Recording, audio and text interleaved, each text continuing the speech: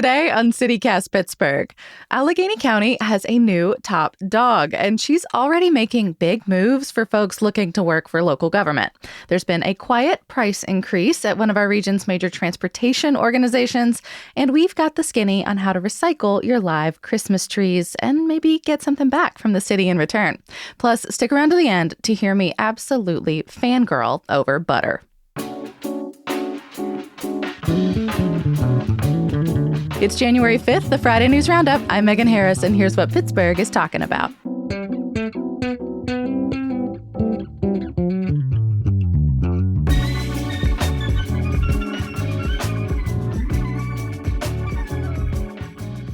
I'm with CityCast executive producer Mary Lee Williams. Hello.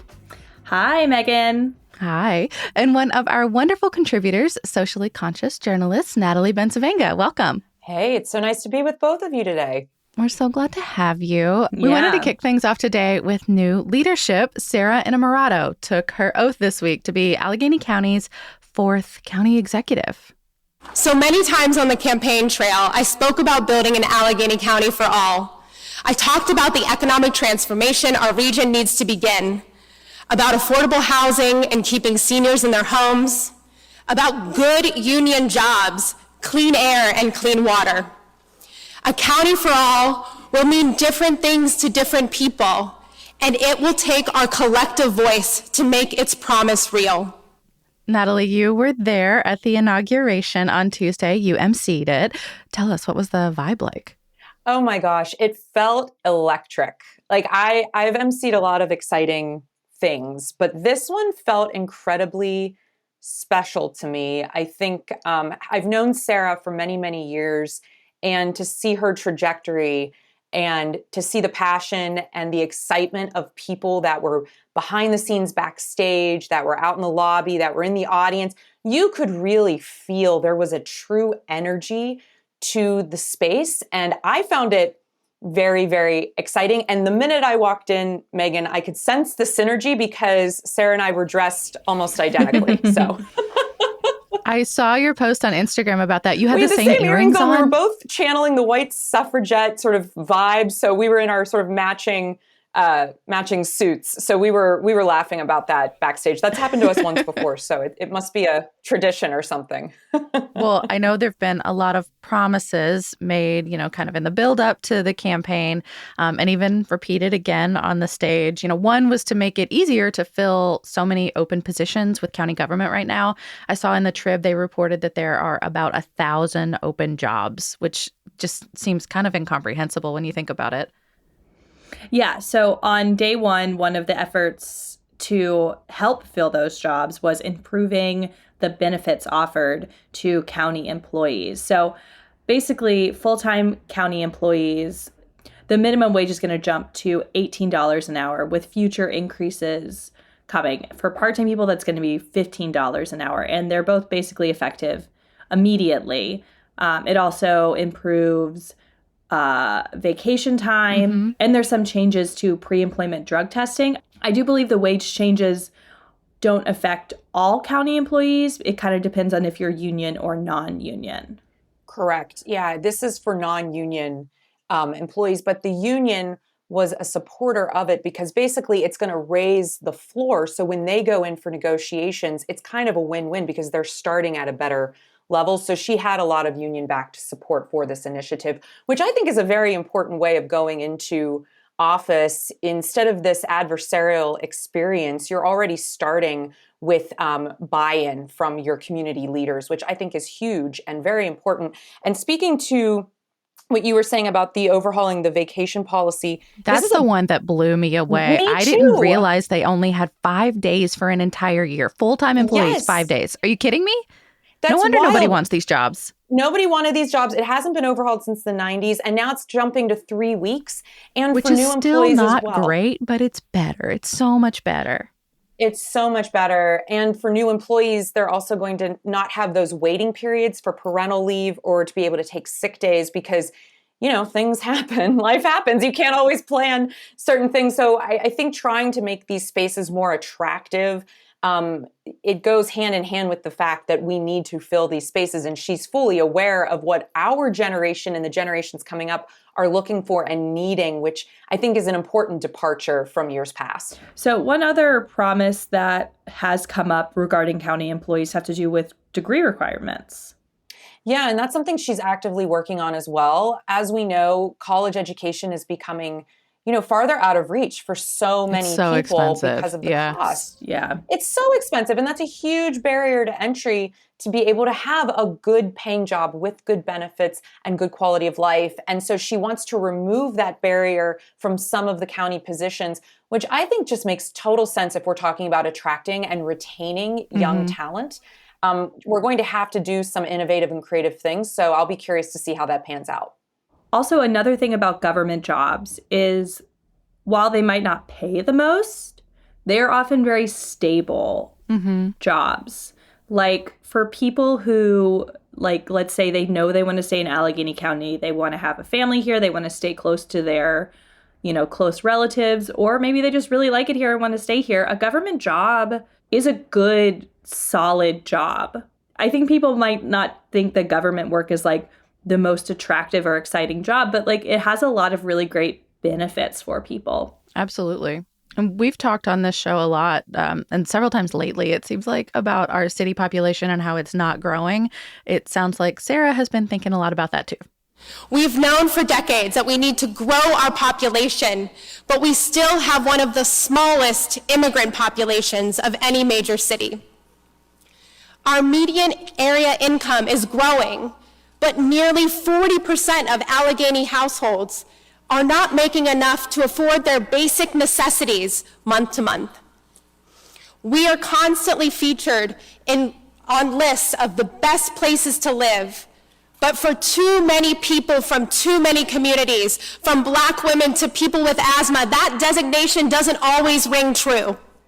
Yeah, I think Sarah's hit the nail on the head. I really appreciated the diversity in that statement too, from people that have asthma to Black women. These are marginalized communities that are suffering in very different ways, but we're both experiencing hardship. And of course, there's many communities in between, but it's going to take a lot more than just talking about it. And what I liked about what she said during her speech was she has a lot of ideas that can actually be put into action fairly quickly with the right backing and the right support. So I'll be curious to see as she starts to implement some of these ideas like, childcare subsidies and things like that. How will that impact people's ability to live and work here? And for me, one of the main things that we really need to focus on is infrastructure and public transportation. If we want to attract people of all different classes to live and work in the city and in the county, we've got to improve our transportation and the ways in which the modalities in which people can get to and from work. And what I heard too is also just a better understanding, I think, of our regionality. Like there was city in there, Yes. there's county in there, there's a broad Yes. swath of people in there. And it just seems like we've gotten a little siloed in recent years. So it's nice to hear that someone's thinking bigger picture. Like the city population isn't doing great, but I'm thinking about it as the county executive for Allegheny. And kind of jumping off that quote, we just talked to Monica Ruiz, the executive director of Casa San Jose, on Tuesday about this exact thing, or at least it came up in a very large conversation. Our immigrant populations need more support to thrive. And that support doesn't just come from their neighbors. Obviously, their support from their neighbors is great, but it's got to come from our county and city governments. So, Natalie, I'm just curious, what are you going to be looking for as Sara, now having stepped into this role and kind of taking over the county government? What are you going to be looking for in how her administration is going to be supporting immigrant populations in Pittsburgh? In Allegheny County? Absolutely. I think it's just going to come down to actions speak louder than words, right? So she's talking a lot about these things, but what I'm finding really interesting is she's already making good on some promises that she discussed, like raising the minimum wage, out the gate. So I'm really at the county level. So I'm really hoping that Sara's going to leverage a lot of the community leaders. She had a very large transition team of people from all walks of life. Which included Monica.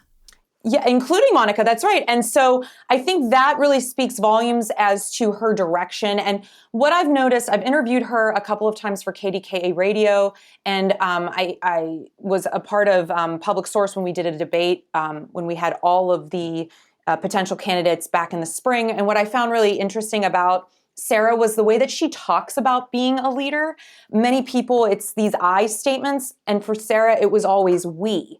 So I think she's looking at this as a collaborative, collective effort that's going to take much more than just her and her immediate administrative supporters. So I think what's going to be fascinating for me is to see who she pulls in to run some of these spaces in these sectors that she's hoping to look to fill. And also these new areas that she wants to grow as well, like the Office of Worker Protection. I think that's hugely important if we want to attract new people and immigrants to our communities, is how are we going to support people when they're at work?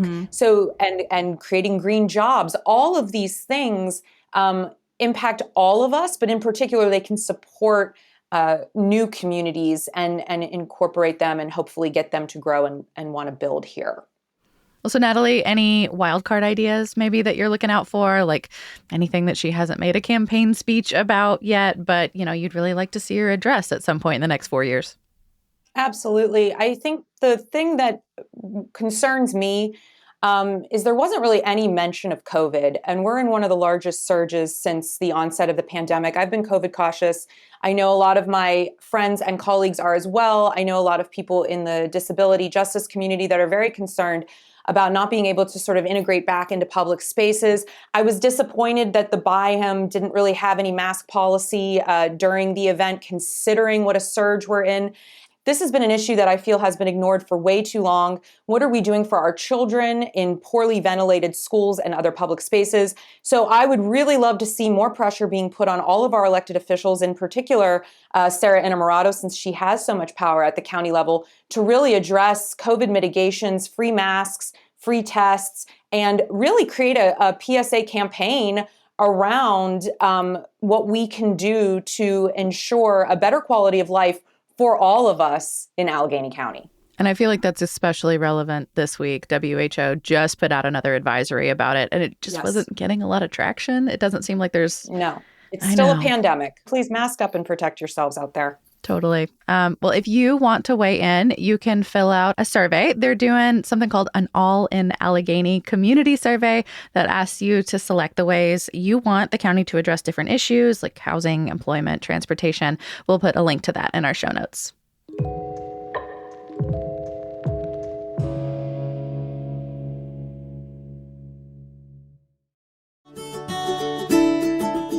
Hey Pittsburgh, it's Megan. If you're a CityCast listener, you've probably noticed that our ads sound kind of different. Not like other podcasts where the host just recites a national script. This is literally just me talking in my closet about local businesses that I know and love. Like when I apologized to my late grandmother about my lack of sewing skills for firecracker fabrics. Or the one about Tree Pittsburgh's annual fundraising party, which I actually attended with my own money on my own time. Our ads sound personal and fun because we actually live here, and we're passionate about doing ads for businesses that are part of the city we care about. CityCast does things differently, and that's one of the reasons that we just won Adweek's Podcast Innovator of the Year award. Pittsburgh is really personal for us, so when you choose to place an ad with CityCast, please know that we're putting our heart into it. If you want to get your business or product in front of people who care about the city as much as our team does, please consider placing an ad with CityCast, the Podcast Innovators of the Year. And it's not just our city, by the way. CityCast has dedicated local teams, just like ours, in Boise, Chicago, Denver, DC, Houston, Madison, Philly, Portland, Salt Lake, and Las Vegas. And very soon, Austin, Texas, and even my home state in Nashville, Tennessee. Place an ad today in the cities that matter to your company. You can reach out via email at ads@citycast.fm. That's ads@citycast.fm. Mary Lee, you know this, of course, but just before the holidays, we dropped an entire episode on travel hacks if you're flying through Pittsburgh International Airport. And I will be damned if they haven't raised the parking rent again. Natalie, when you travel, do y'all park? Do you get dropped off? Like, what's your preferred way to get there?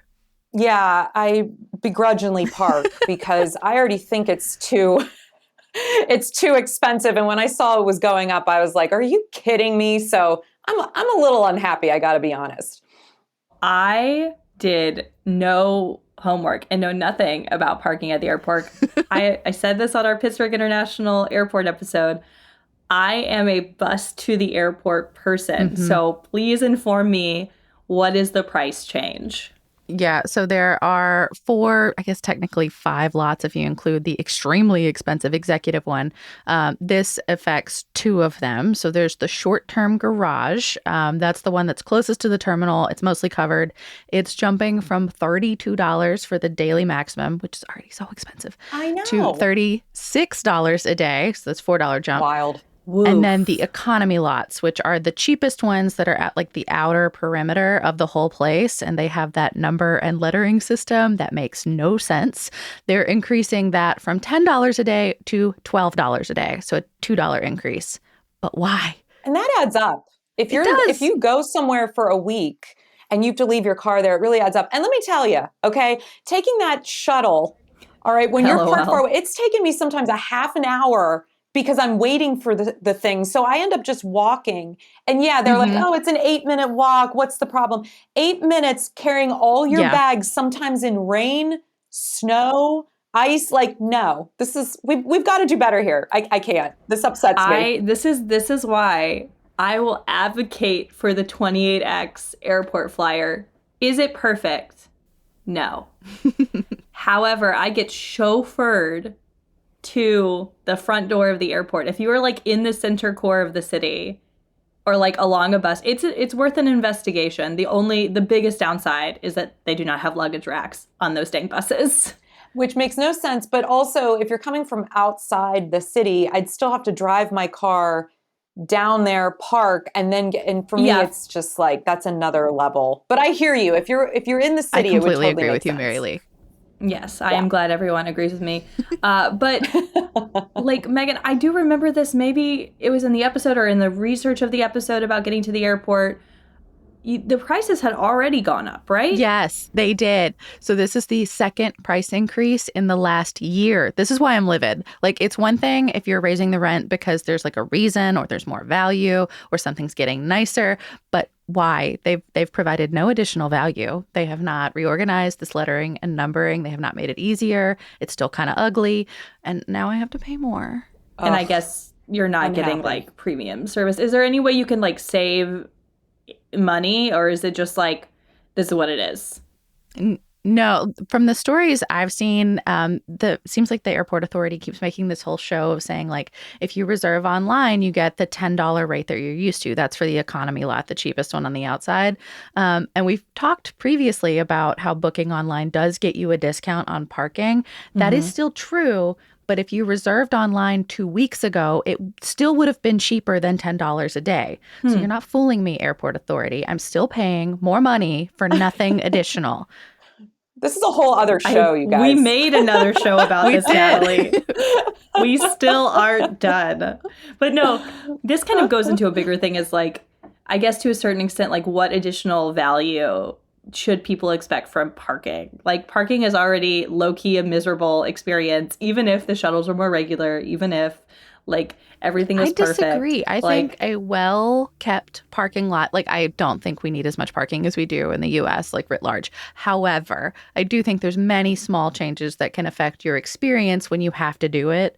And just having a nice space to do it, having it look better, having it make sense when you need to go find your car after you've been gone for 8 days, all of that would make it a little nicer. Yeah, that's fair. The buses are nice. So the real question is like, Megan, for said airport episode that we will link in our show notes because we have mentioned it so many times now, did you learn, because you talked to the airport for the episode, did they say anything about why? Is there a why? Yeah, I think it's what, one of our guests, Bob Kurlick, told us a few weeks ago. He's with the authority. I think it's just that the lots have been filling up a lot lately. He said never all of them all at the same time, but enough that it's made them kind of nervous about it. The airport authority said in a statement this week that it's all to, quote, manage capacity, which to me directly builds on what Kurlick said a couple weeks ago.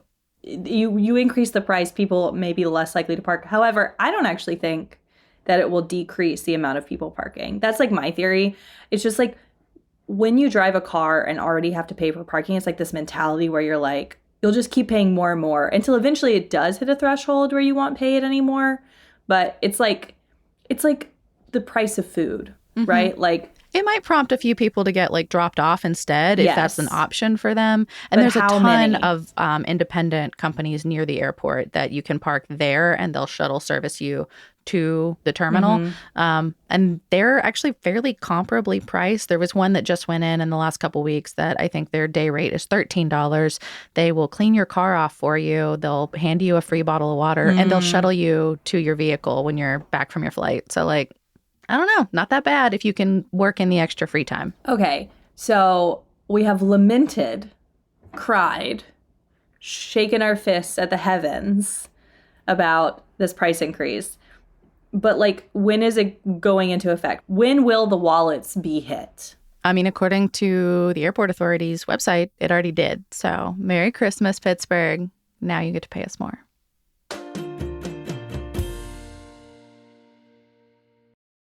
Next up, a little holiday cleanup. Personally, I am in favor of January decorations. My stuff is not coming down until like just before Valentine's. But there's options for folks who take it down a little sooner.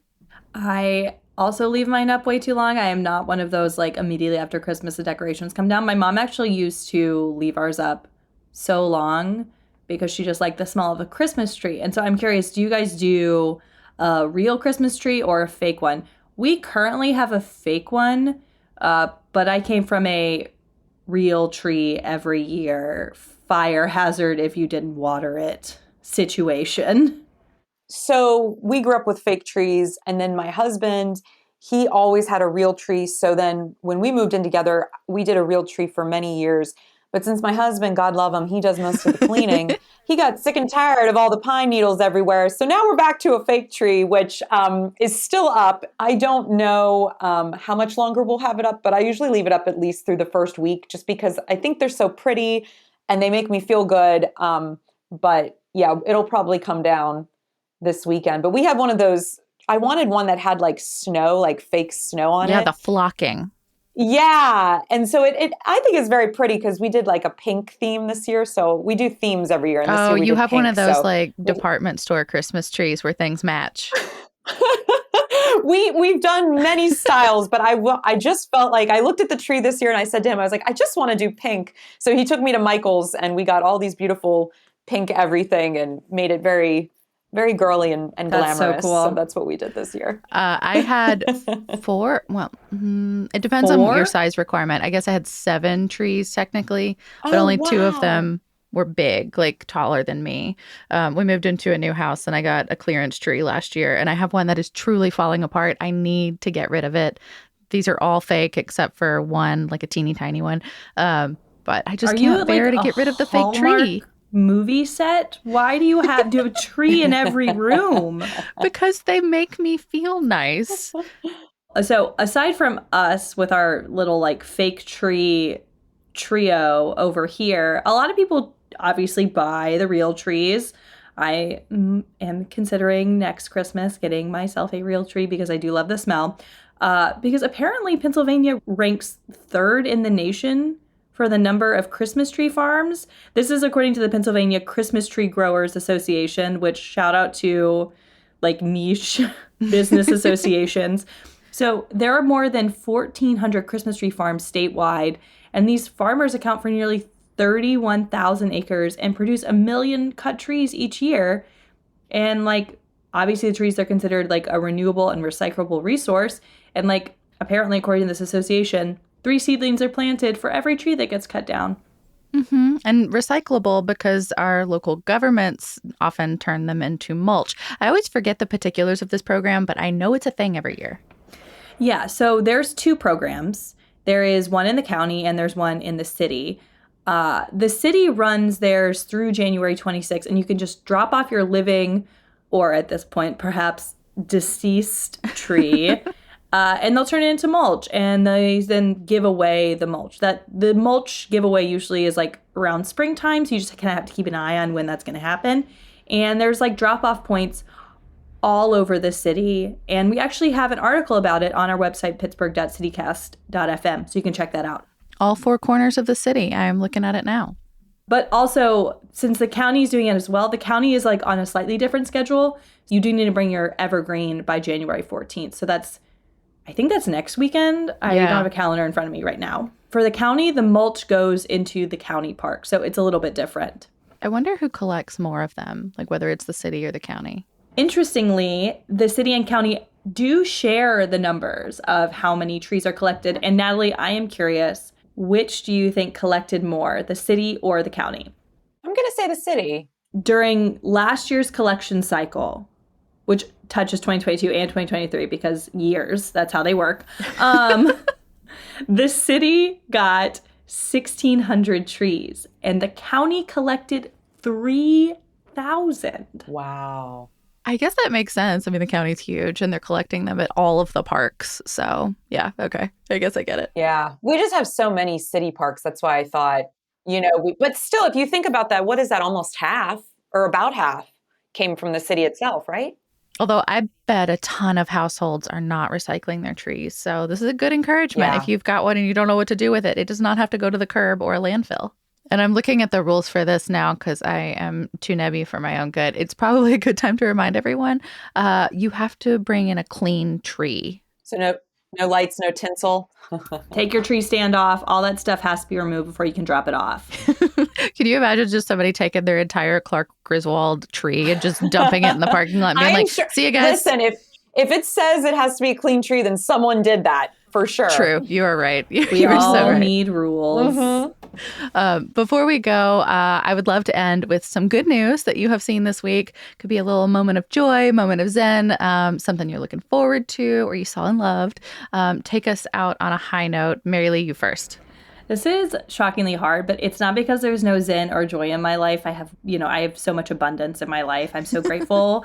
However, the holidays make me feel like I've been put inside a frickin' blender and I just get like spun around and then spat out. And I'm just like, what's happening? Where am I? So I'm picking something that's like top of mind for me. I'm going to go with my book club, which we talked about on the show, the Not Gal Pals book club. We have something called our book caucus on Saturday, which love using a political term in a non-political setting. But basically, we pick the next 3 months of books. And I just think it's a really great time that our book club gets together. And it's like a very democratic process. So we use ranked choice voting. Of course you do. It's very fun. I will go next. Mine is definitely the Pennsylvania Farm Show. Were y'all familiar? Mary Lee, I've been talking about it all week. But farm show. Okay, good. Natalie, are you familiar with it? I am not, but I look forward to hearing about it. It's over in Harrisburg. It officially starts tomorrow on Saturday, and it goes for 8 days. And before anyone comes for me about this not being in Pittsburgh, I will remind you that most of our state is farmland. It's a multi-billion-dollar industry in our state and employs hundreds of thousands of people. So also, it's how you get to eat. So be grateful. Listen, you're allowed to have your moment of joy in any way, shape, or form. There is no judgment here. But at the show, first of all, there's a ton to take in. And Pittsburghers are going to be speaking. But as we have been recording this, they were unveiling my most favorite part, this year's butter sculpture. Yes. So are you all familiar with this? Have you seen the photos? I know. Well, so I used to live in Wisconsin. I know about a butter sculpture. It's so good.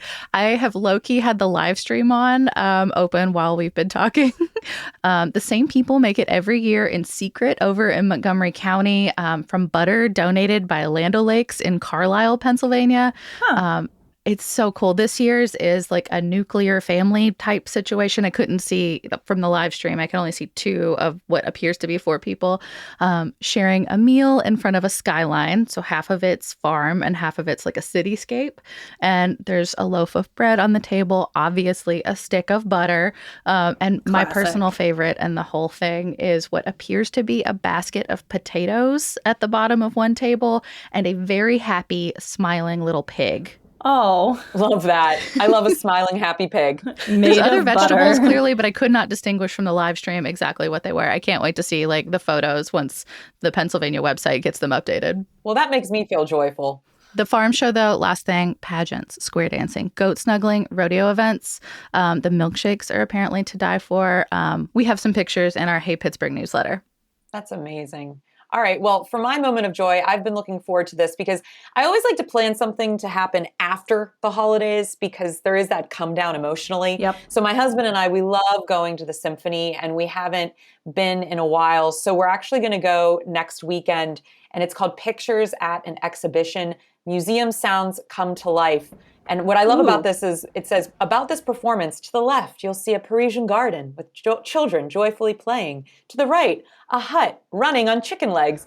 Journey down the museum corridor with us as we hear the sounds of art. How cool. So I'm really excited for that coming up the weekend of January 12th at the Symphony. But any show you see at the Symphony is always worthwhile. I saw last year the Hocus Pocus. They did it live to music, and that was just so much fun. The music of Hocus Pocus is actually beautiful. So to hear live symphony while that was playing was exciting. So my moment of joy will be setting some sounds to the museum art. I'm looking forward to it. Well, Natalie, thank you so much. I hope you have a wonderful weekend. Thank you. And thanks for letting me talk a little bit about the herstory of the moment for this city. Mary Lee, I'll be seeing you for the next 2 days. It's fine. Not as exciting. You guys are always together. Not as exciting. That's all for today here on CityCast Pittsburgh. Reminder, you can find all of our shows, old and new, on our new website. That's pittsburgh.citycast.fm. Our music is by Benji. Mary Lee Williams is our executive producer. Sophia Lowe makes the show. Francesca DeBecco writes our newsletter. And I'm your host, Megan Harris. We'll be back on Monday with more news from around the city. Have a great weekend, everyone.